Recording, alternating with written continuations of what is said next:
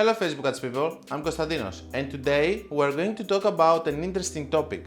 How does Facebook populate people inside their interests? A lot of discussions about the interests the last period because a lot of them have been removed. So let's discuss a little bit in technical level how this is happening compared also to other platforms. The reason that I'm doing this video is so that I can explain to you how important were interests, and if you cannot use them anymore, of course we have other solutions like stack lookalikes and all of these things that we are doing in this channel. But I want us to explain a little bit why Facebook is so powerful. As I say in my book a lot of times, and maybe even in this channel I have mentioned it, Facebook is the platform that is actually convinces you to buy something that you didn't know that you wanted to buy 5 seconds ago. It's that powerful. But how are they doing it? Okay, so the biggest thing here is to understand how Facebook is populating their interest and how they understand what we want to buy and when we are ready to buy. It's because we are actually giving them all of this data. We are actually having all of this need to share with Facebook all of our information. So how does this work? When you're having a dog and you're hugging your dog and you are actually, by the way, prepared to go into extreme, let me do this also so that we can have triangles, conspiracy theory and stuff, but this is how Facebook works. Sadly, this is how it works. When you're having a dog and you're having a picture with your dog, Facebook understands that you own a dog, okay? When you're having a cat, they understand that.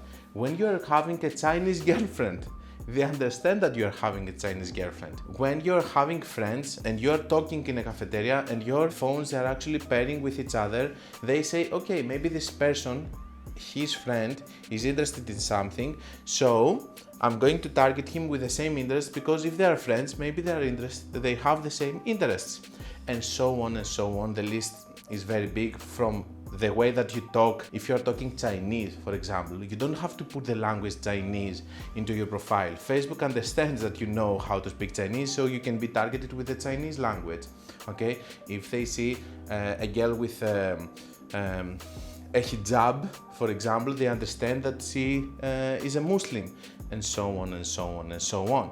So from the behaviors and all of that, the algorithm is able to understand what people like or not. If you're posting pictures that you're holding a very big fish, you like fishing, okay? And so on. Now that we made this explanation of how Facebook is doing that, by the way, it's doing this because you are giving all of this information to Facebook, then let's analyze what the other platforms are doing, because I'm hearing a lot of questions about TikTok and how powerful TikTok is this. Okay, TikTok is powerful in terms of organic reach, but it's never going to be super powerful in terms of interest and stuff and having cold traffic ads. Why?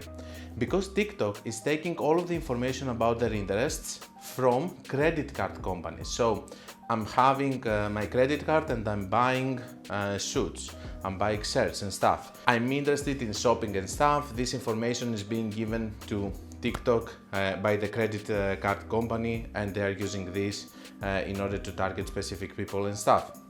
Of course, maybe by the time the algorithm of TikTok is going to become better and better by just analyzing how people are behaving in specific interests and if they are buying specific stuff, and it will start to create more and more data. But here on Facebook and Instagram, we're talking about a very strong algorithm which is actually analyzing every move that we are doing.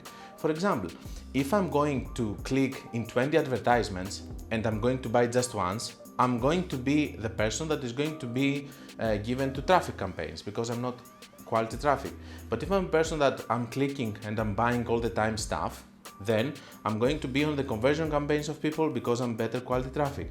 If I'm buying until the 15th of the month, I'm going to be a person that I'm going to be targeted from Facebook more on this period because it understands that this is the period that I'm eager to buy more stuff. And if I'm not buying for the other half of the month, Facebook is not going to target me a lot on that period, or it's going to give me the lesser quality traffic. I want you to understand that all of this makes total sense if you think of it that it's an algorithm which is analyzing data. Okay, if I have very big thumbs, for example, and I'm clicking by mistake, statistically, I'm a person that I'm clicking by mistake, so I'm going to be in a traffic campaign because I'm more likely to click. so that you can have a cheap traffic, okay? I hope that all of this makes sense. I hope that it's not irritating you so much that Facebook is doing that, because you are giving the information to Facebook. It's not like it's stealing it, it's your personal data. And in my opinion, one of the things that is going to be very expensive in the future is the water and the personal data. Our personal data, actually, they cost thousands of dollars or even millions on each one of us, because we are the ones that were influencing the market, and as a whole, we are the ones that were moving the market. That's all I had. I hope that there are not a lot of triangles and conspiracy theorists over there that they're actually filing lawsuits to Facebook. Anyway, if you want to learn more about Facebook ads and more about conspiracy theories, you can check my book or my free course. And until we meet again, guys, be creative and be consistent.